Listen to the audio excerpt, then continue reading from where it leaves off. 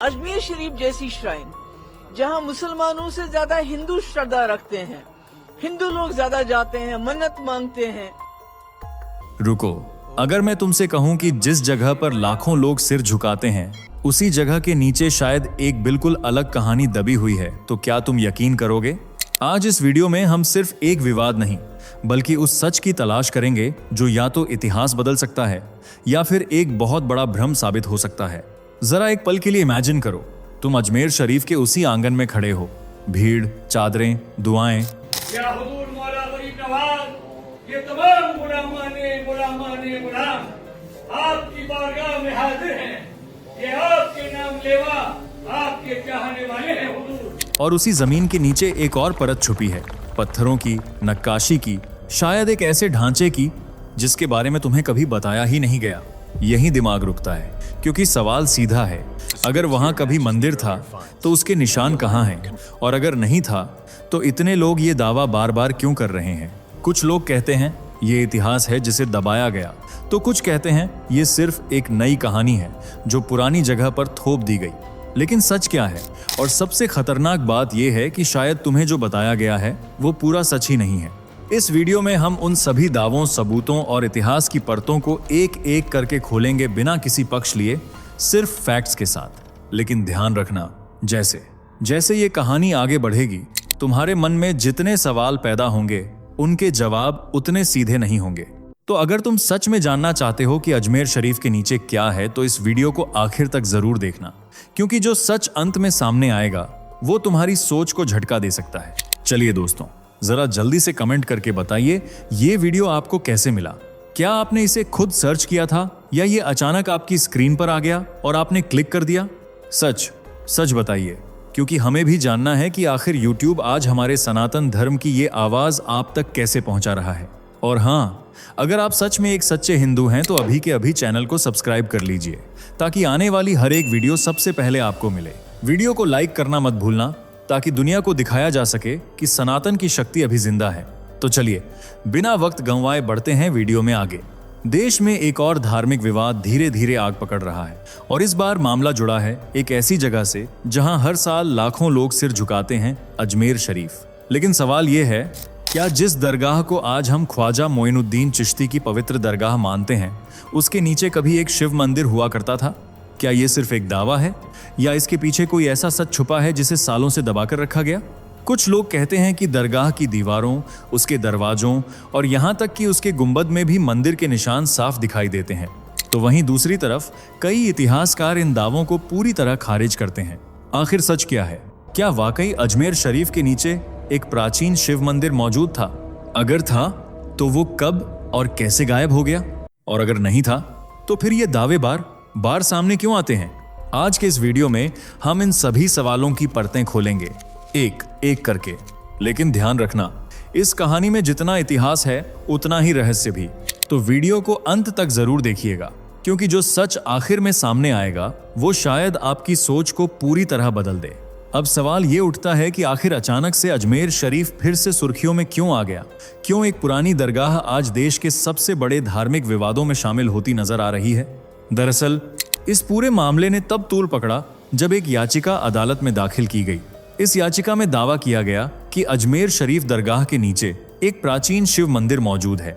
याचिकाकर्ता ने अपने दावे के समर्थन में कुछ ऐतिहासिक संदर्भ और संरचनात्मक सबूत भी पेश किए।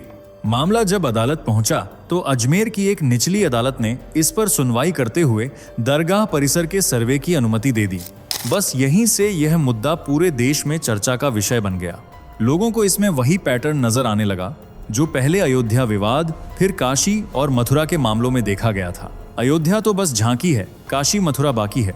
ये लाइन फिर से सोशल मीडिया पर ट्रेंड करने लगी और अब उसमें अजमेर शरीफ का नाम भी जोड़ा जाने लगा। न्यूज चैनल्स, सोशल मीडिया और राजनीतिक बहसों में इस मुद्दे को लेकर लगातार चर्चा हो रही है। कोई इसे ऐतिहासिक सच्चाई की खोज बता रहा है तो कोई इसे एक नया विवाद खड़ा करने की कोशिश मान रहा है। लेकिन असली सवाल अभी भी वही है, क्या ये सिर्फ एक और विवाद है या सच में इसके पीछे कोई ऐसा इतिहास छुपा है जिसे हम अब तक समझ नहीं पाए? अब आते हैं उस दावे पर जिसने इस पूरे विवाद को जन्म दिया। याचिका में कहा गया है कि अजमेर शरीफ दरगाह जिस जगह पर बनी है वहां पहले एक प्राचीन शिव मंदिर मौजूद था। इस दावे का सबसे बड़ा आधार एक पुरानी किताब बताई जाती है, जिसे साल 1910 में एक ब्रिटिश काल के लेखक और जज हरविलास शारदा ने लिखा था। इस किताब में अजमेर के ऐतिहासिक ढांचे और वहां मौजूद धार्मिक स्थलों का जिक्र मिलता है। दावा किया जाता है कि दरगाह के अंदरूनी हिस्सों में कभी भगवान शिव से जुड़ी आकृतियां मौजूद थीं, जहां ब्राह्मण पूजा अर्चना किया करते थे। इतना ही नहीं, याचिका में यह भी कहा गया कि दरगाह के कुछ दरवाजों की बनावट पारंपरिक हिंदू मंदिरों जैसी दिखाई देती है, खास तौर पर उनकी नक्काशी और डिजाइन। अगर आप इस पूरे दावे को एक तस्वीर की तरह सोचें तो कहा जाता है कि दरगाह का जो गुंबद आज दिखाई देता है वह भी किसी पुराने मंदिर की संरचना पर ही खड़ा किया गया है, यानी मौजूदा ढांचे के नीचे एक पुरानी परत छुपी हुई है। सबसे चौंकाने वाला दावा यह है कि कुछ साल पहले तक यहाँ एक शिवलिंग मौजूद था, जिसकी पूजा एक पुजारी द्वारा की जाती थी। बाद में कथित तौर पर उस शिवलिंग को हटाकर किसी तहखाने में रख दिया गया। इन सभी बातों को जोड़कर एक पूरी कहानी बनाई जाती है कि यह सिर्फ एक दरगाह नहीं, बल्कि एक ऐसे स्थान पर बनी संरचना है जहां कभी एक जीवित मंदिर था। लेकिन सवाल अब भी बाकी है, क्या ये सारे दावे सच में ठोस सबूतों पर टिके हैं या फिर ये सिर्फ अधूरी कहानियों को जोड़कर बनाई गई एक धारणा है? अब जरा इन दावों को ठंडे दिमाग से एक एक करके परखते हैं, क्योंकि हर कहानी का एक दूसरा पहलू भी होता है।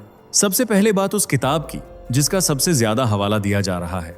हरविलास शारदा की 1910 में लिखी गई किताब में अजमेर के कई ऐतिहासिक संदर्भ जरूर मिलते हैं, लेकिन कहीं भी साफ और ठोस तौर पर यह नहीं लिखा गया कि दरगाह को तोड़कर मंदिर के ऊपर बनाया गया था।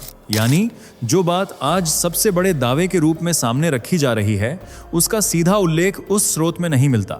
अब आते हैं संरचना वाले तर्क पर। दरवाजों की नक्काशी, गुंबद का आकार और पत्थरों की बनावट। इतिहास में ऐसा कई बार हुआ है कि पुराने ढांचों के मटेरियल को दोबारा इस्तेमाल किया गया हो, इसलिए सिर्फ डिजाइन देखकर यह तय कर लेना कि वहां मंदिर ही था थोड़ा जल्दबाजी वाला निष्कर्ष हो सकता है। जहां तक शिवलिंग वाले दावे की बात है, तो इसके समर्थन में कोई ठोस डॉक्यूमेंटेड सबूत अभी तक सामने नहीं आया है। न कोई आधिकारिक रिकॉर्ड, न ही कोई स्पष्ट ऐतिहासिक प्रमाण। यानी कुल मिलाकर कुछ संकेत जरूर हैं, लेकिन पक्के सबूत नहीं। कुछ बातें शक पैदा करती हैं, लेकिन सच्चाई साबित नहीं करती। और यही इस पूरे मामले को और ज्यादा उलझा देता है, क्योंकि यहाँ कहानी और हकीकत के बीच की रेखा साफ दिखाई नहीं देती। लेकिन कहानी यहीं खत्म नहीं होती। अब तक आपने जो सुना वो सिर्फ दावे हैं, तर्क हैं और उनके आसपास खड़े सवाल हैं। लेकिन किसी भी जगह का सच सिर्फ विवादों से तय नहीं होता, उसके पीछे छुपा होता है उसका असली इतिहास। और वही इतिहास इस पूरी कहानी को एक बिल्कुल अलग दिशा में ले जाता है। सोचिए, एक ऐसी जगह जहां आज लाखों लोग अपनी मन्नतें लेकर आते हैं, क्या उसकी पहचान सिर्फ एक विवाद से तय की जा सकती है? या फिर उसके पीछे कोई ऐसी कहानी है जो सदियों पुरानी है और जिसे समझे बिना हम अधूरा सच देख रहे हैं? क्योंकि सच ये है कि अजमेर शरीफ की कहानी सिर्फ आज की नहीं है, बल्कि उस दौर से शुरू होती है जब ना ये विवाद थे, ना ये दावे। और यकीन मानिए, असली कहानी इससे कहीं ज्यादा दिलचस्प है। अब शुरू होती है उस शख्स की कहानी जिनके नाम से आज अजमेर शरीफ की पहचान जुड़ी हुई है, ख्वाजा मोइनुद्दीन चिश्ती। कहा जाता है कि उनका जन्म ईरान के सिस्तान क्षेत्र में हुआ था। बचपन में ही उन्होंने अपने माता पिता को खो दिया और यहीं से उनकी जिंदगी ने एक अलग मोड़ ले लिया। जहां एक आम इंसान टूट जाता है, वहीं मोइनुद्दीन चिश्ती का रुझान दुनिया से हटकर आध्यात्म की ओर बढ़ने लगा। युवावस्था में उन्होंने ज्ञान और सच्चाई की तलाश में लंबी यात्राएं शुरू की। वो बुखारा और समरकंद जैसे उस दौर के बड़े ज्ञान केंद्रों तक पहुंचे, जहां उन्होंने इस्लामी शिक्षा हासिल की। इसी दौरान उनकी मुलाकात सूफी संत उस्मान हारूनी से हुई, जिन्होंने उनकी सोच और जीवन को पूरी तरह बदल दिया। अपने गुरु के साथ उन्होंने कई सालों तक सफर किया, हज किया, अलग अलग जगहों पर रुके और लोगों को इंसानियत, प्रेम और भाईचारे का संदेश दिया। फिर एक दिन, एक सपना, एक इशारा, जिसने उनकी दिशा तय कर दी भारत की ओर। 12वीं सदी के अंत में जब वो भारत पहुंचे तो धीरे धीरे अजमेर में बस गए। उस समय अजमेर एक महत्वपूर्ण सांस्कृतिक और राजनीतिक केंद्र था, लेकिन मोइनुद्दीन चिश्ती ने यहाँ सत्ता या ताकत नहीं, बल्कि लोगों के दिल जीतने का रास्ता चुना।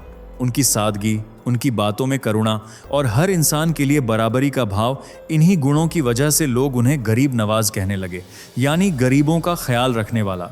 धीरे धीरे उनका नाम दूर दूर तक फैलने लगा और यहीं से शुरू हुई उस जगह की कहानी जो आगे चलकर पूरी दुनिया में मशहूर होने वाली थी। साल 1236 जब ख्वाजा मोइनुद्दीन चिश्ती इस दुनिया को अलविदा कहते हैं, यहीं से शुरू होती है अजमेर शरीफ की असली संरचना की कहानी। उनके देहांत के बाद जिस जगह पर उन्हें दफनाया गया, वहां शुरुआत में सिर्फ एक साधारण सी कब्र बनाई गई थी। उस समय ना कोई भव्य इमारत थी, ना कोई विशाल परिसर, बस एक सादा सा स्थान जहां उनके अनुयायी आकर श्रद्धा से सिर झुकाते थे। लेकिन धीरे धीरे जैसे जैसे उनकी ख्याति बढ़ती गई, वैसे वैसे इस जगह का महत्व भी बढ़ने लगा। लोग दूर दूर से यहाँ आने लगे और यही छोटी सी कब्र एक धार्मिक केंद्र में बदलने लगी। फिर समय बदला, दिल्ली सल्तनत का दौर आया। अलग अलग शासकों ने इस स्थान को संवारना शुरू किया।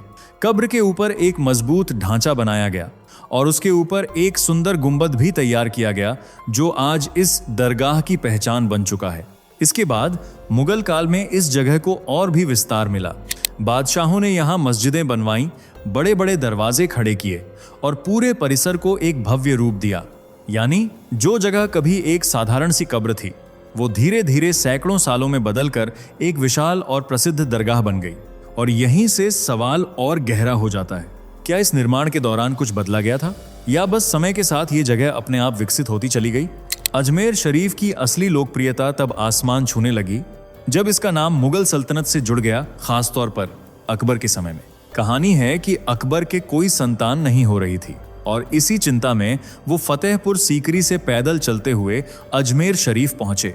उस दौर में इतनी लंबी दूरी पैदल तय करना कोई छोटी बात नहीं थी, लेकिन अकबर की आस्था उन्हें यहाँ खींच लाई थी। कहा जाता है कि उन्होंने यहाँ मन्नत मांगी और कुछ समय बाद उन्हें संतान का सुख मिला।